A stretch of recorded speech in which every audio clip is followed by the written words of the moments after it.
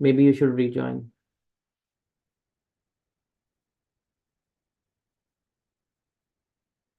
It shows connecting to audio.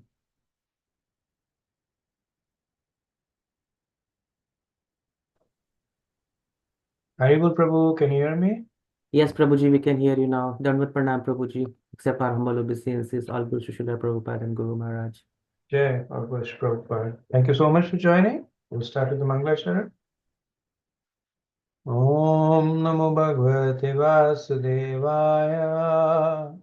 Om Namo Bhagavate Vasudevaya. Om Namo Bhagavate Vasudevaya. Om Ajnanatimirandasya Jnananjana-shalakaya Chakshurunmilitam Yena Tasmai Shri Guruve Namaha. Jaya Sri Krishna Chaitanya Prabhu Nityananda Shri Advaita Gadadhara Shivasadi Gaura Bhaktavinda. Hare Krishna Krishna Krishna Hare Hare Hare Rama Rama Rama Hare Hare. Mukam karoti vachanam pungam langyate girim kripadamam vande Sri Gurudeen Taranam Paramanandam Madhavam Namahum Vishwadaya Krishprishthaya Bhutale Srimati Ramapat Swami Namine Namahum Vishwadaya Krishprishthaya Bhutale Srimati Bhaktivedanta Swami Namine. Hare Krishna, thank you so much for joining. So I am presently back in the US and happy to continue to have your association. So thanks to this technology, regardless of where I am, I have the fortune of associating and continuing with the service. So just reflecting that that indeed is one of our good fortunes.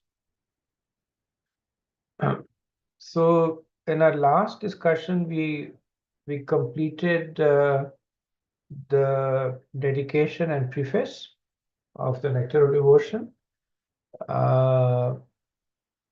We discussed about the author, Srila Rupa Goswami.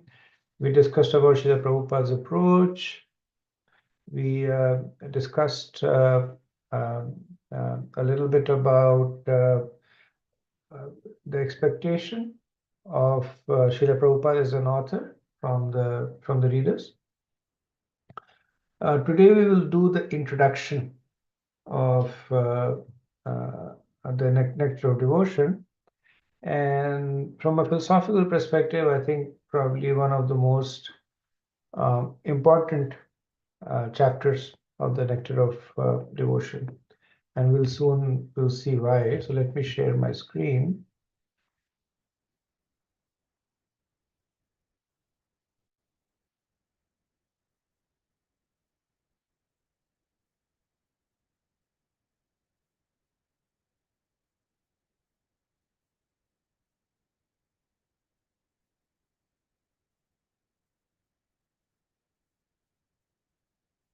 Okay, so the introduction is actually based on the first 12 verses of Bhakti Rasamrita Sindhu, and the first 6 verses are actually expanded in the first 6 paragraphs of the introduction. So as I mentioned, that Srila Prabhupada, because he calls it a summary study, it gives him a fair bit of latitude in terms of how he presents things. He stays true to the sequence. So he follows through in terms of the order of the verses. But some verses he expands on more than others. Some verses he will skip. Rupa Goswami writes many verses to provide Vedic cross-references. And Srila Prabhupada either skips some of them or he will pick a few of them for the sake of brevity. But nevertheless, he follows the same sequence. So the introduction actually appears as Mangalacharan, and Jiva Goswami separately, he divides Mangalacharan. So Mangalacharan is invoking auspiciousness. Like before we have a class, we say Om Agyantimirandasya Gyananjana Shalakya. So that is Mangalacharan. Basically, it has three parts: Vastu Nirdesh, Ashirved, and Namaskar.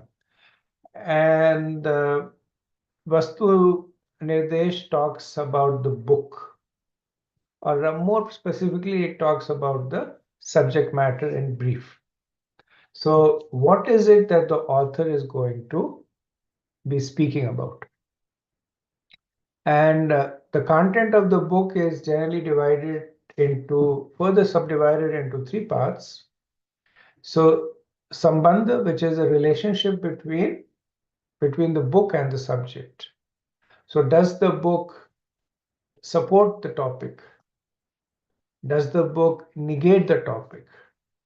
Does the book provide a, a take a neutral stand and present both the proponents and the distance of the topic? So how does the book relate to the topic? Like you write a book about gods in India, and one book might give a more objective description of the gods. One book might deal with the topic as a superstition. Another book might deal with the topic as in a more humorous, comic way. So how does the book relate to the topic? Then Abhidaya is what is the topic, Vishaya? Right? What is it that the book is going to talk about? It disappears in the first paragraph of the introduction. It's the opening paragraph of introduction. And Prayojan is the advantages of reading the book. That will the person have a clearer understanding of the topic? Will the person be now have more doubts? So there are some books that are specifically written. The author writes it to generate more doubts. Right. So there are books about UFOs, and some of them will substantiate them. So some of them will negate them. Some of them will end in more doubts. Somebody has seen them, somebody has not. So what is the result of reading the book? Right. So these three are with respect to the topic and how the author deals with the topic. And the fourth, which is adhikar, is the qualifications of the reader who may or may not read this book. Right? So sometimes we see in books that the author will write that this is an advanced study of this topic, and the readers are expected to have XYZ, read these books or have these qualifications. Right? So what is the adhikar?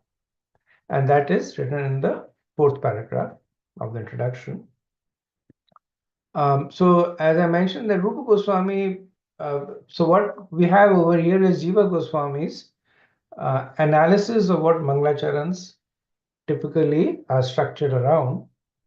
Not all the authors will follow all aspects of it, right? So some of them are implicit. So Rupa Goswami does not talk specifically about Sambandha. And what's the relationship between the book and its topic? Because it is evident. It is evident based on the author, based on the other aspects, the adhikar of the reader, right? And the prayojan, it doesn't talk about it in introduction, but it comes through.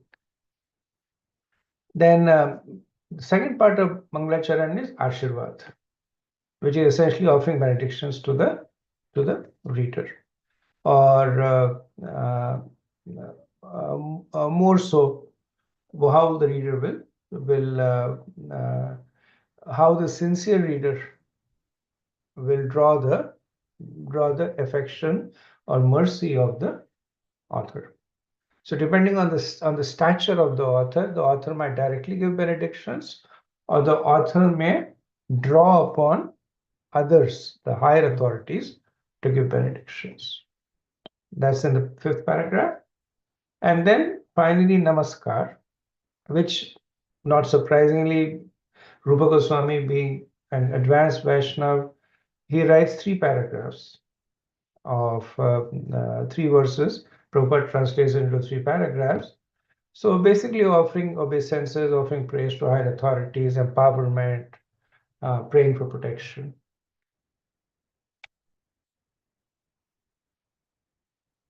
Okay, so this is the structure of the introduction by paragraphs. That the first paragraph, which essentially is the first verse, is the subject itself. And the second verse is offering obeisances and praise, Namaskar. Third verse is again Namaskar to the higher authorities. Fourth verse talks about the Adhikar. Fifth verse talks about Ashirvad. And the 6th verse again talks about Namaskar. So we see paragraph 2, 3, and 6 talking about Namaskar, 1 talking about Vishaya, the topic, and 4 talking about the qualification of the reader. And the 5th is offering benedictions to the reader or to us. So we'll go a little bit deeper into these paragraphs. So the first paragraph essentially is an expansion of Bhakti Rasamrita Sindhu 1.1.1. And the Abhidaya, no surprise, is Krishna. So Rupa Goswami talks about, quotes the famous verse talking about Akhila Rasamrita Murti.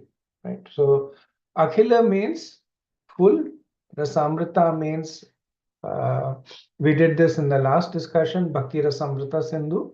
So Rasamrita means nectarian mellows, and Murti is the embodiment. Right. So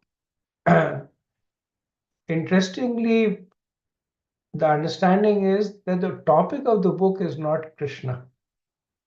By describing Krishna as Akhila Rasamrita Murti, Rupa Goswami is saying that the real topic of the book is devotion to Krishna. Right? So when we read the Nectar of Devotion of Bhakti Rasamrita Sindhu, Krishna is a secondary topic. Even though he's Ashray, even though he is he is where Bhakti is reposed. But there is not much description of Krishna, unlike Srimad Bhagavatam. In case of Bhagavatam, Abhidha is clearly Krishna, right? Whether Krishna is described through his pastimes, through his devotees, but it's clearly Krishna. Nectar of Devotion, the topic is not Krishna, but Bhakti, devotion to Krishna, right? And what form of Krishna is being related to? So not Narayan Krishna, not the opulent form, but specifically as the lover of Srimati Radharani and the attractor of gopis. Right? So essentially, when we're talking about the rasas, then it is specifically the Vrindavan mood. Right? So these things will develop later on, and it's always a little challenging because Rupa Goswami is talking about topics that he will speak later on. The idea is that one reads the book many times over, so the next time over you've already read it once, so you know a little bit of context. But the understanding is that the mellow is that of intimacy towards Swayam Bhagavan. It's not Dwarka Krishna, it's not Narayan. Specifically, it is Vrindavan Krishna, right? So that is the mood in which Krishna is being worshipped. And that worship is described in Nectar of Devotion. Now the second, third, and sixth paragraph are namaskars, and these are essentially the second and third verses of Bhakti Rasamrita Sindhu. So Prabhupada offers obeisances to Bhaktisiddhanta Saraswati Thakur and Rupa Goswami, and then to Chaitanya Mahaprabhu. Now, obviously, in the original Bhakti Rasamrita Sindhu, it is not there. Bhaktisiddhanta Saraswati Thakur is not over there. So this is basically Prabhupada adopting the mood of Rupa Goswami. So just like Rupa Goswami offers obeisances to Mahaprabhu, Srila Prabhupada offers obeisances to his own guru. He offers obeisances to Rupa Goswami, and then, following the footsteps of Rupa Goswami, he offers obeisances to Chaitanya Mahaprabhu. In the original text, we see Rupa Goswami also offers obeisances to Sanatana Goswami. So Sanatana Goswami is the elder brother of Rupa Goswami, and also he considers him as the guru. So Prabhupada sums up Rupa Goswami's humility and notes that it is the proper mood of a preacher. So Prabhupada writes, that should be the attitude of all preachers of Krishna consciousness movement, following in the footsteps of Srila Rupa Goswami, Rupa Nukas. We should never think ourselves as great preachers, but we should always consider that we are simply instrumental to the previous acharyas. And simply by following the footsteps, may we be able to do something for the benefit of the suffering humanity. So this mood of first offering obeisances to the authorities, to Guru, to the Parampara, it instills humility in us. So Rupa Goswami is not proud that I've written such a great book that will bring about so much of that, will shed so much of knowledge on this obscure topic, but rather what he's saying is that I am fortunate to be having empowered by Sanatana Goswami, by Chaitanya Mahaprabhu, and so I'm able to do something. And Prabhupada is also following the same mood. He offering obeisances to his own spiritual master, and he's also recognizing the importance of this mood. Who is qualified? This is the fourth paragraph. Who is qualified to read the Nectar of Devotion? So in the preface, last discussion, Prabhupada noted that the Nectar Devotion is specifically presented for people who are now engaged in the Krishna consciousness movement. Right? So essentially, it is meant for practicing devotees.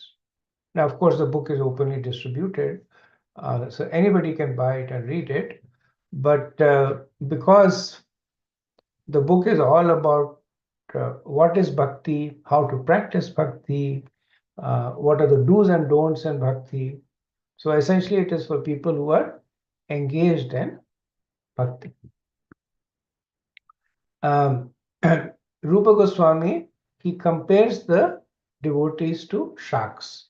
So in a way to establish the adhikar, that what are the qualifications and characteristics of the readers who can benefit from reading Bhakti Rasamrita Sindhu. Right? So why does he compare them to sharks? The sharks are the king of the ocean.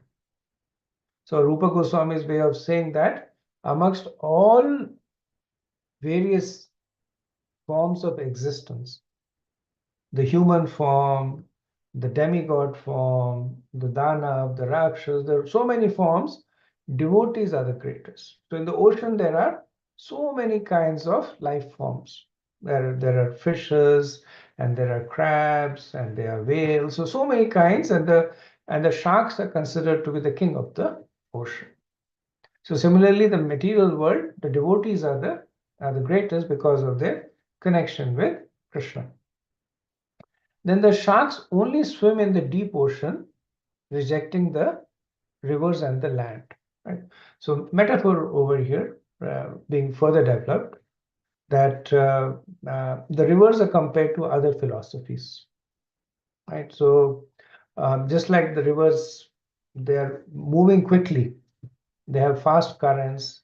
and they have eddies, which means that the waters are swirling. The other philosophies are changing. They're quickly taking from one point to they're full of agitation, and the devotees reject such philosophies. And the land is essentially dry material pleasures. Right? So devotees reject the rivers and the land, but they swim only in the deep ocean. So this is talking about the philosophical depth that the devotees obtain from the study of bhakti.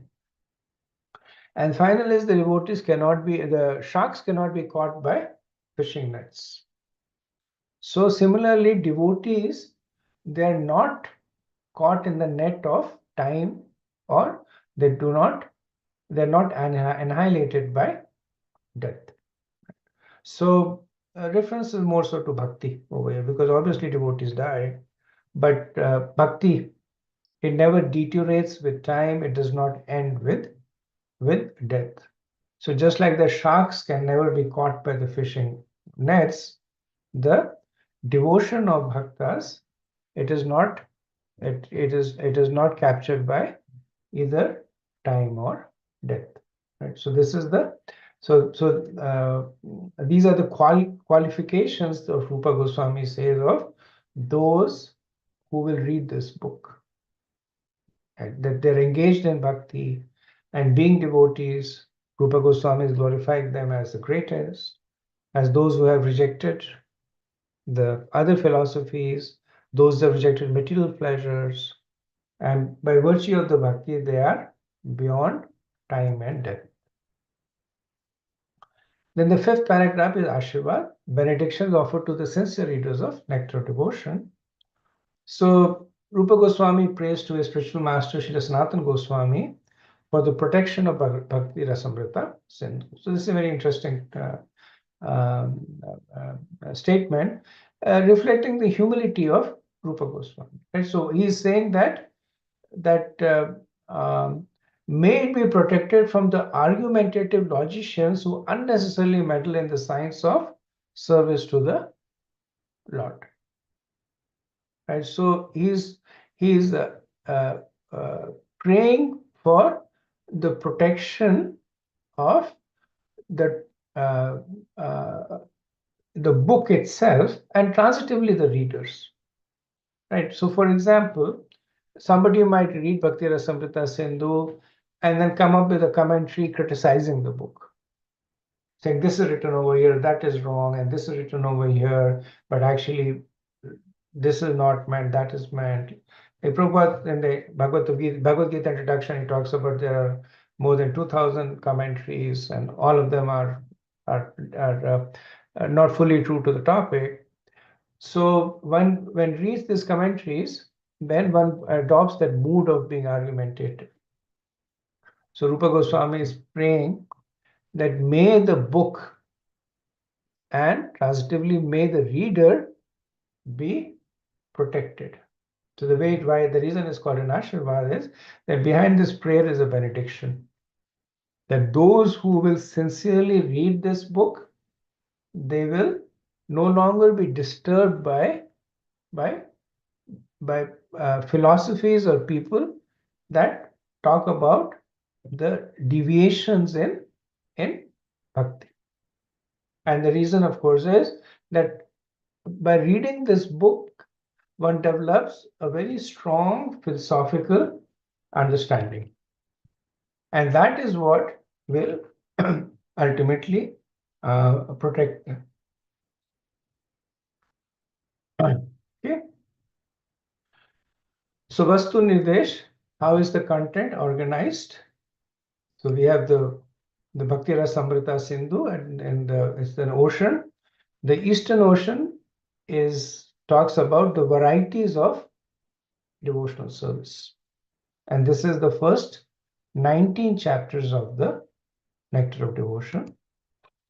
The Southern Ocean talks about the overview of the rasas. And this is chapters 20 to 34, 15 chapters. The Western Ocean talks about the direct or primary bhakti rasa. Right? So having given an overview of the rasas, there is an explanation of the 5 direct rasas. Right? And this is the next 10 chapters.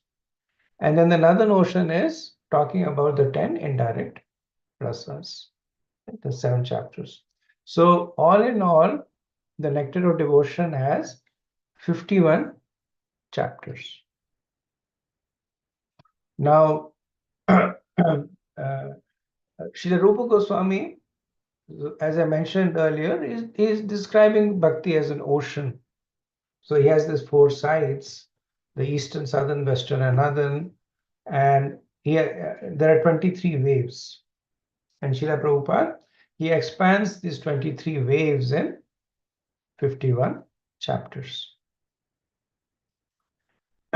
So a little deeper dive. So in the varieties of devotional service, 4 topics are discussed: the overview of devotion, then sadhana bhakti, bhava bhakti, and prema bhakti. And so this is essentially talking about the various levels of advancement in bhakti. The southern notion, this talks about a general overview of the rasas. So vibhav, anubhav, sattvic bhav, vivachari bhav, sthai bhav. So these are either impetuses to bhakti or the result of bhakti. Right? So vibhav is like somebody sees a flower and then goes into ecstasy, thinking about the flower offered to Krishna or the flower on the lotus feet of Krishna, or somebody sees a dark colored cloud in the sky and they immediately become absorbed in considering how the cloud is Krishna's body. Right? Then these are the 5 rasas: Shantaras, Dasya, Sakya, Vatsal, and Madhurya. And then these are the 10 secondary rasas: laughter, astonishment, chivalry, compassion, anger, fear, ghastliness. And then there's a talk about the incompatible mellows, how uh, uh, two mellows may coexist, but two may not exist, and distorted mellows also. So for Bhakti Shastri, we will be only doing the first 19 chapters, right? So the other 33, 32 chapters, Prabhupada has translated it, so he's meant for us to read it, but it's something that we can read later on from the perspective of studying scrutinizingly. The first 19 chapters, which are talking about these 4 things: overview of bhakti, sadhana bhakti, bhava bhakti, and prema bhakti, that will be the scope of the Bhakti Shastri course. This is the same thing, more in a table form. And as I mentioned, only the eastern side, which is the overview of the varieties of bhakti, is covered.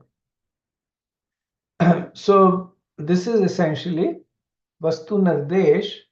What I've done over here, I've taken the Nectar of Devotion and mapped it to Bhakti Rasamrita Sindhu. Right now, this is mostly for academic purpose.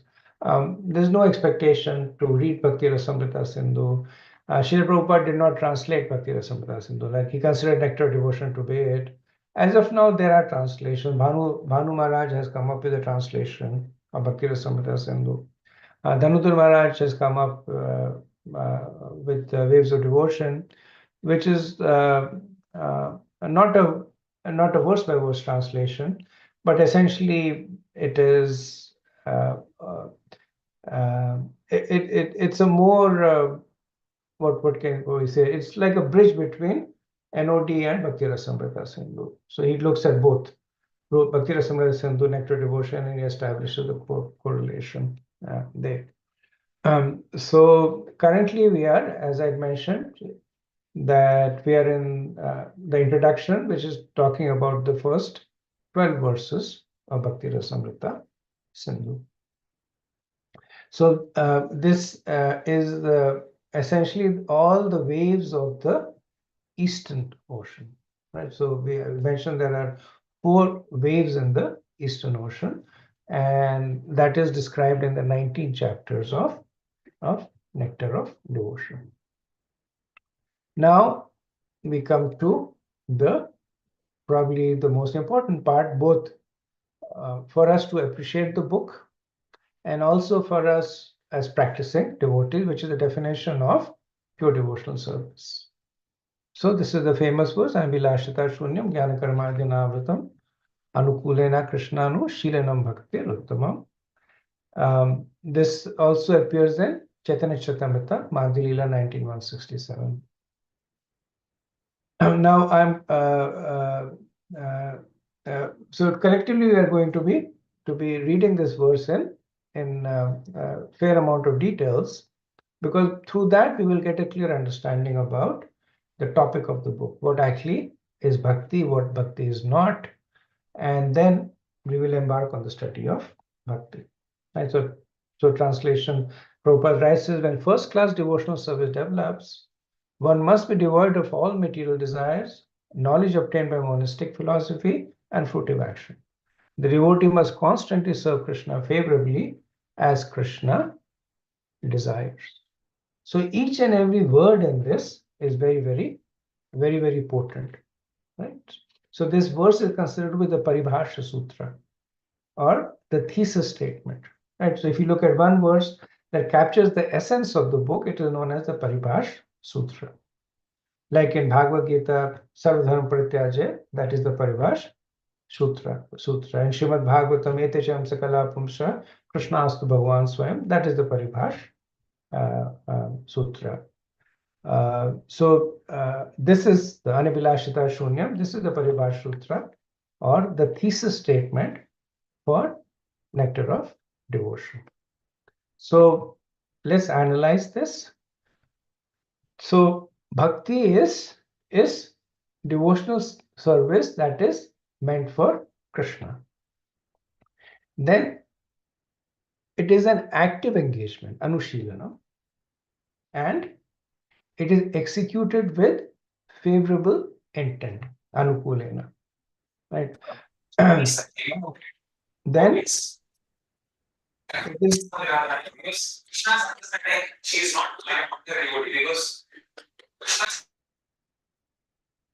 so then it is free from ulterior motive, anabhilashita shunyam, and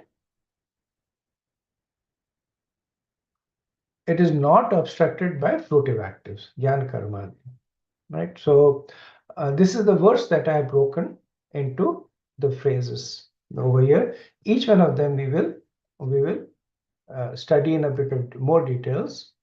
So the first 3 are known as Swarup Lakshanam. So that what is called as necessary condition, and the last 2 are known as Tathas Lakshanam, which are refining qualities. Right? So very important for you to completely memorize this particular chart, or if there is another way that you can remember, very important for you to completely understand these 5 things. That the bhakti is for Krishna, it's an active engagement executed with favorable intent. It is free from ulterior motive and not obstructed by fruitive desires. First 3 is Swarup Lakshan, the second 2 are Tathas Lakshan. What is the difference between the 2? So Swarup Lakshans, they should be present. So if any of the Swarup Lakshans are not present, then the activity will not be considered to be bhakti. So these are necessary conditions. So all 3 must be present. Bhakti must be for Krishna and Krishna only. Right. So somebody might have a lot of faith in Lord Shiva, and he may be following all the rules and regulations, etc., satisfying all the other conditions, but it's not considered as bhakti. So the object of bhakti has to be Krishna and only Krishna. Right. So in this way, the Sarup Lakshans, they are necessary conditions. The Tathast Lakshan, they're optional. So even if they are not present, the activity will still retain its nature. So by virtue of the three Swarup Lakshanas, Bhakti is said to be present. By virtue of the two Tathastha Lakshans, Bhakti becomes Shuddha Bhakti. So they are known as refining qualities. Right? So if one or more of them are absent, then it is considered to be Mishra Bhakti or Samanya Bhakti. So one may be executing Bhakti but with material desires. Right? So that is Kami Bhakti. It's still Bhakti because the first three characteristics are maintained. Right? But the person may be doing it with material desires, or maybe Moksha Kami with desire to attain liberation, still Bhakti. But it is Mishra Bhakti. But when the two Tathast Lakshans are present, that means the person is doing Jnana Karmadya Navratam, free of material and knowledge pursuit, then it becomes pure devotional service. So, what does it mean? Devotional service is for Krishna, that Krishna is the singular target of pure devotion. One-pointed love for Krishna. And then Rupa Goswami and Prabhupada says that would make bhakti very, very narrow. So then it's expanded that Krishna includes not just Krishna Swayam Bhagwan, but his expansions. So expansion means Vishnu Tattvas. It also includes his pure devotees. It also includes his paraphernalia and his holy dham. But important to note that 2 to 5 are relevant only in the context of 1. So when somebody is worshipping the expansions of Krishna, then the expansions are being worshipped with the understanding that the reason I'm worshipping this expansion is because the expansion is related to Krishna Swayam Bhagwan. If somebody is worshipping Vraj Dham, then the person is understanding that the reason I'm worshipping Vraj Dham is because Krishna personally comes here, right? But it increases the scope of the target of pure devotion. Because otherwise it would be only and only Krishna. But really speaking, even devotees are worshipable. But when somebody worships the devotees, only with the understanding that the reason I am worshipping my Guru is because he is a representative through Parampara of Krishna. Then it is connected to Krishna.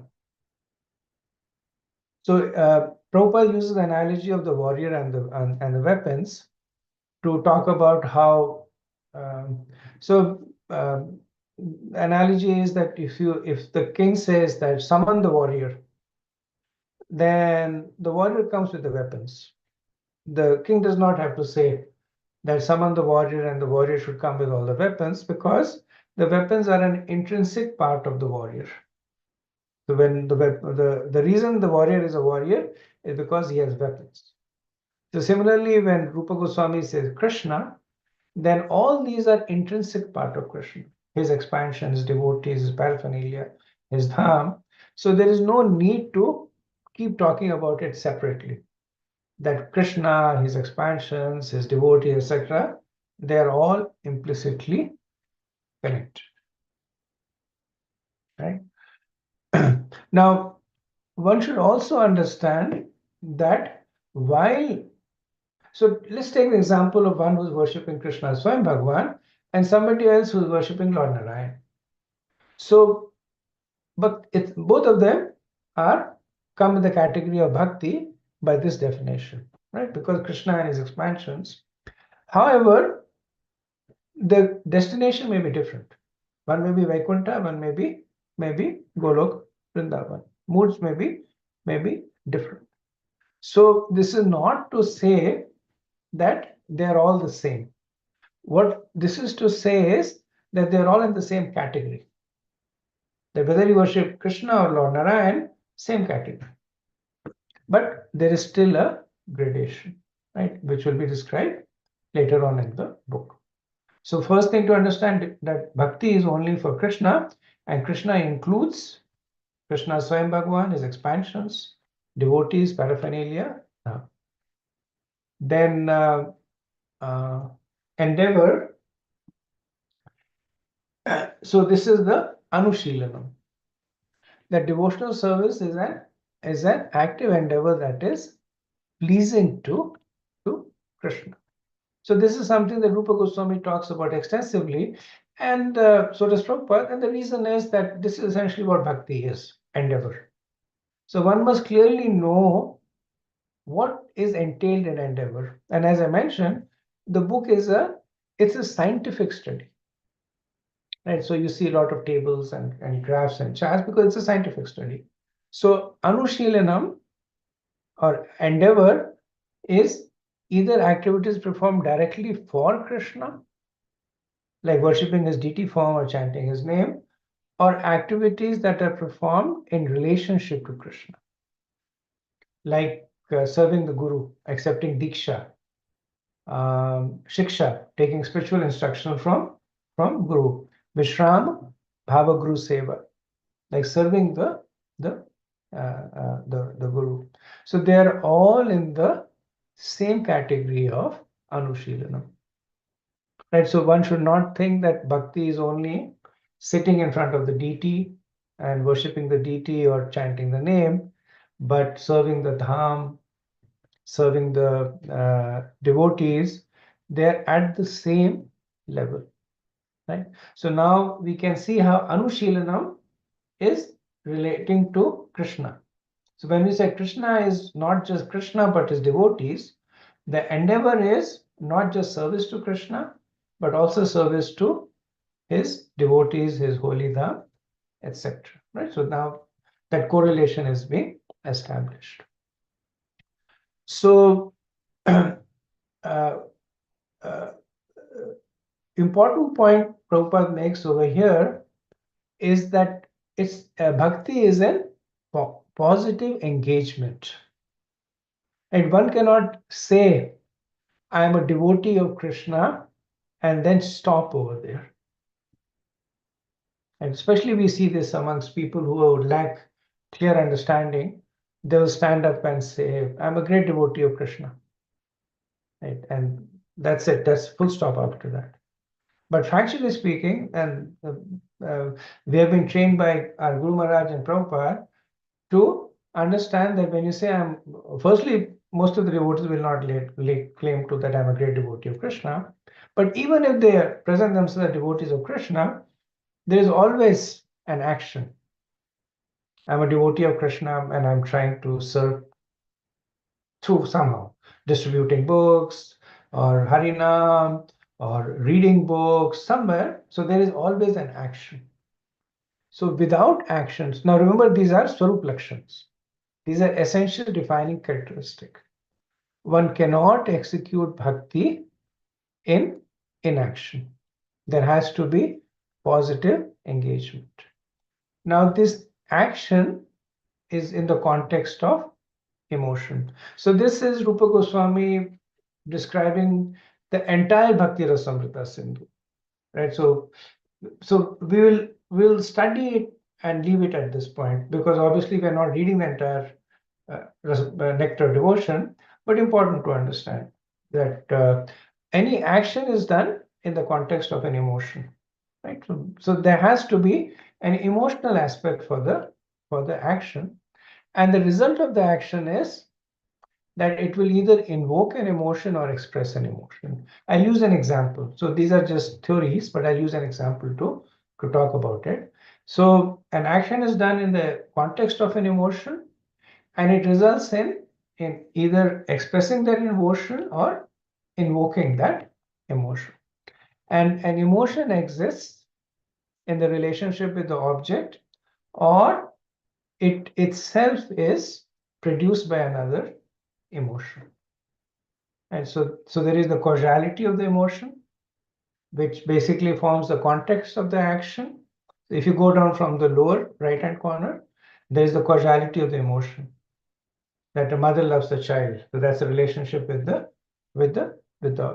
object, or the mother sees the child happy, the side effect of an emotion. So there is an emotion that appears. Because of that emotion, there is an action, and that action then results in either invoking an emotion or expressing an emotion. So let's now try and illustrate this with an example. So this is an example that Dhanodhar Maharaj uses to explain. So let's assume the chesta or the endeavor is to laugh. Right. So starting from the lower right-hand corner, a person may be in a friendly relationship with somebody, or fatigue or disregard. So disregard is familiarity, and fatigue is tiredness. So in that context, this emotion of happiness appears, right? So when happiness appears, the action is laughter, and one of the action is laughter. The person laughs. The result of that laughter is the person invokes happiness and expresses happiness. So when you see another person laugh, then you automatically in your mind say this person is happy. So that means the happiness is the laughter is the result of happiness. Also, when you see another person laugh, then it is contagious, right? So it also invokes the same emotion, that you also feel happy, and the person himself feels happier, right? So that's how this circle is maintained. So why is Rupa Goswami talking about this? Because now he is going to map it to devotional service. So the endeavor is to please Krishna, right? So now we are understanding what Anushilanam actually means, right? And reason Rupa Goswami spends time, because this is the key defining Swarup Lakshan, right? Like Krishna is the object is Swarup Lakshan, the endeavor is Swarup Lakshan. So has to be, let's start from the lower right hand corner, relationship with Krishna, or the side effects of affection, right? So there's a certain amount of circularity over here. So in relationship to Krishna, there is the emotion of affection for Krishna. The result of that affection for Krishna is one performs activities for Krishna. The activities, they in turn invoke affection for Krishna, right? And this is what is experienced at Sadhana Bhakti. So in Sadhana Bhakti stage, the lower right hand corner is very, very weak, because the practicing devotee has still not fully expressed or understood the relationship with Krishna. But they are still performing activities for Krishna. Why? Because it results in affection for Krishna. And now you see that cycle coming up. That because it expresses affection for Krishna, then the emotion becomes stronger, the activity becomes more determined or deeper, and that cycle continues. So for devotees like us, when we perform devotional service, the emotional context is weak, but the result is that it will strengthen the emotional context. When advanced devotees perform bhakti, it comes in the second box, which is expressing affection for Krishna. And so when Mother Yashoda performs activities, she already has love for Krishna. So her activities are manifesting that love. When practicing devotees perform bhakti, the reason they perform bhakti is that it will invoke love for Krishna. And how does this work? By going down to the lower right hand corner. Right? When one performs sadhana bhakti, the affection appears. Because of that affection, when you go down to the lower right-hand corner, your relationship with Krishna becomes stronger. Now your emotional context is also stronger. So then the activities that you perform are now, instead of invoking affection for Krishna, they're expressing affection for Krishna. Right? Takeaway over here is that even activities that are performed without affection for Krishna are in the category of bhakti if they result in invoking affection for Krishna. So when devotees like us chant, sometimes we lament that we are not able to chant because our mind is not here, there. Are we doing bhakti? Now, on the authority of Rupa Goswami, now you can say, yes, it is bhakti because it is appearing in the upper right-hand corner. Well, you won't say upper right-hand corner, but because of this reason that it is sadhana bhakti, that while it is not expressing affection, we chant with the hope that it will invoke affection for Krishna. Okay, now further understanding of breakup of this, and if you don't get this slide, it's okay. Previous slide you should get it. This slide, if you don't get it, it's okay. Prabhupada talks about it.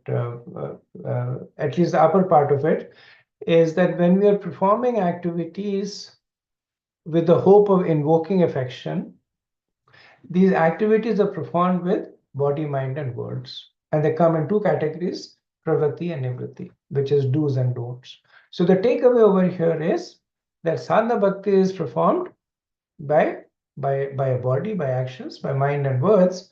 When we talk about pravritti and nivritti, what we're talking about is adherence to scriptures. And because we do not have a natural affection for Krishna, how do we know what is an activity that will invoke affection for Krishna and what is an activity that may not come in that category? That we now take shelter of the scriptures. And so this is essentially establishing the framework for sadhana bhakti. Sometimes we'll see people who are people who are they just say that I don't believe in chanting. I have strong love for Krishna. That is all that is there, right? So so yes, there are advanced devotees. They're not subject to rules and regulations, right? Because they are in the their activities are bhava bhakti. Their activities are not designed to invoke affection, but express affection. But then the question is, are you manifesting the Ashtasattvic bhava? Right? So does your hair stand on an end? Do tears fall from your eyes? Genuinely, they're pretenders, but do tears fall from your eyes when you take the name of Krishna? If that is not happening, then you cannot lay claims to saying that I'm no longer bound by the rules and regulations. You are a sadhaka. Right? So when one expresses affection, then it is expressed as the Ashtasattvic bhav, which is things like horripilation, the hair standing to an end, tears falling, foaming from the mouth. These are topics that are not part of the Bhakti Shastri. They appear later on, but placeholder over here. Anubhav, anu means that which follows. So other things that follow bhav, further affection, other than the Ashtasattvic bhava, further refinement of it. There. So the upper branch is important for us. Okay, I'm not going to go through this. It's essentially the same table, but it describes it. It describes it in more details there. And like I said, the philosophy is deep, and one can spend weeks after weeks simply studying it. So summarizing, Anushilanam, that the impetus to these activities is either the desire to generate bhakti, which is Cheshta Roop, which is Sadhana Bhakti, or it is the result of the emotions of mature Bhakti, which is Karya Roop. Different names given, but essentially Cheshta Roop is Sadhana Vaidhi Bhakti, Sadhana Bhakti, and Karya Roop is Bhava Bhakti, Prema Bhakti, right? So it's either Bhakti in practice or Bhakti in perfection. Now, Cheshta Roop, which is Sadhana Bhakti, is by you engaging the body, mind, and words in following the recommended activities and avoiding the prohibited activities. These produce affection for Krishna, right? So the impetus is not so much affection from Krishna. The impetus is the desire to follow the instructions of sadhu, guru, and shastra. Right? So the impetus is external, but the result is it produces affection for Krishna, which then matures into Karya Rupa, which then matures into Bhava and Prem. Right? And then Bhakti is manifested as Anubhava Ashtasattvic Bhav.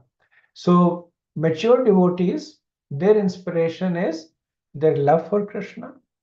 Practicing devotees, their inspiration is the desire to follow the instructions of Guru, Sadhu, and Shastra.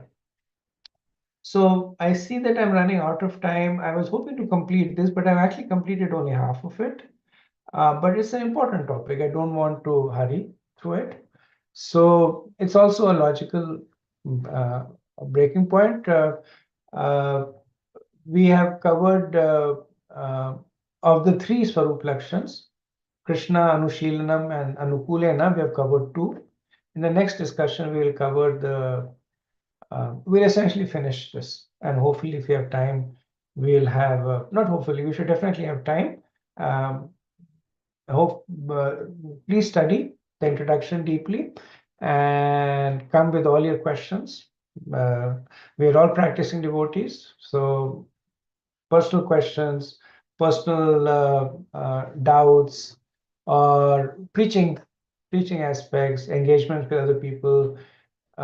Essentially, the definition of the identity of the bhakti of a devotee is predicated on this, right? So whether we know it or not, this is something that we live day to day, right? So I look forward to and welcome to a deeper discussion on this. And I don't think you should worry about the overall timing. I know we're going a little slow, but the first 6 chapters are actually the philosophical part, and after that there is not much philosophy.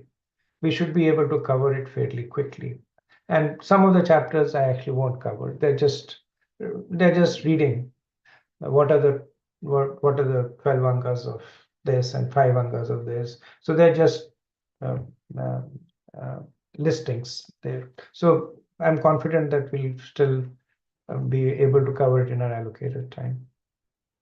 Okay, so with this, I'm going to end and look forward to continue this discussion next week. Vanchakalpatarubhyascha kripa sindhubhya cha patitanam pavanebhyo Vaishnavebhyo namo namaha. Anant Koti Vaishnavinda ki jai. Srila Prabhupada ki jai. Jai. Jai Gaur Premanande. Hari Hare Krishna. Hare Krishna. Hari Bol. Hare Krishna, Hare Prabhu. Hare Krishna. Thank Krishna you, Prabhu. Prabhuji, Hare thank you. Hare Hare Bol. Krishna, Hare Prabhuji, Krishna, thank you. Hare Krishna. Hare Krishna. Hare Krishna Prabhu, thank you.